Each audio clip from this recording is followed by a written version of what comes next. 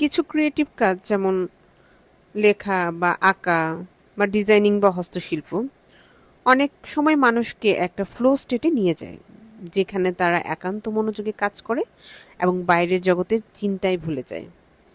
এতে করে মানসিক প্রশান্তি আসে এবং স্ট্রেস কমে আসে। আমার কাছে মনে হয় হ্যান্ডমেড চুড়ি বানানো কিন্তু একটা কারিগরি কাজ নয়, এটা একটা সৃষ্টিশীল অভিব্যক্তি, যেখানে আমি আমার নিজের মনোভাব, রুচি আর ভালোবাসা ঢেলে দিই প্রতিটা ডিজাইনে। আমার কাছে ক্রিয়েটিভ কিছু বানানো মানে ক্রিয়েটিভ মুক্তি। যেমন ধরেন মনের ভিতরের চিন্তা, আবেগ বা রুচি সবকিছু আমি আমার কাজের মাধ্যমে প্রকাশ করতে পারি। আবার নিজের ইচ্ছা মতো রং পছন্দ বেছে নিতে পারি, যেটা আমাকে সব থেকে বেশি মানসিক প্রশান্তি দেয়। বর্তমানে হ্যান্ডমেড চুড়ির চাহিদা অনেক বেড়েছে, বিশেষ করে সোশ্যাল মিডিয়ার কল্যাণে। আমি বরাবরই যতটুকু ফ্রি টাইম পাই সেটা আমার বিজনেস পেজ এবং এই টুকিটাকি কাজ করার চেষ্টা করি, সেগুলোতে সময় দেওয়ার চেষ্টা করি। একটা মজার বিষয় কি জানেন, আপনি যখন এই ধরনের ক্রিয়েটিভ বা হ্যান্ডমেড কাজ করবেন তখন পরিশ্রমের একটা আনন্দ চক্র থাকে। সেটা কীরকম? সেটা হচ্ছে আপনি যখন ব্যস্ত থাকবেন তখন সময়ের অপচয় কমে।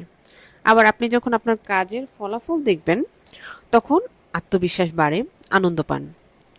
সেই আনন্দের জোরে আবার আপনার পুনরায় পরিশ্রম করতে ইচ্ছে হয়। আমার কাছে অল্প স্বল্প টুকিটাকি কয়েকটা ক্লিপ ছিল, সেটা দিয়ে ভাবলাম আপনাদের সাথে শেয়ার করি।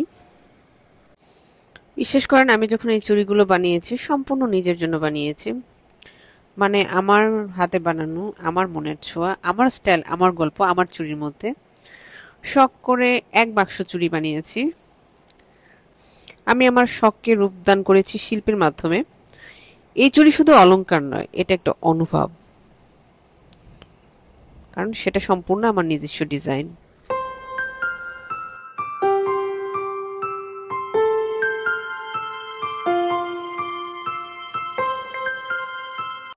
আপনারাও কিন্তু চাইলে নিজের পছন্দ মতো নিজস্ব ডিজাইনে চুড়ি বানিয়ে নিতে পারেন, খুবই সহজ।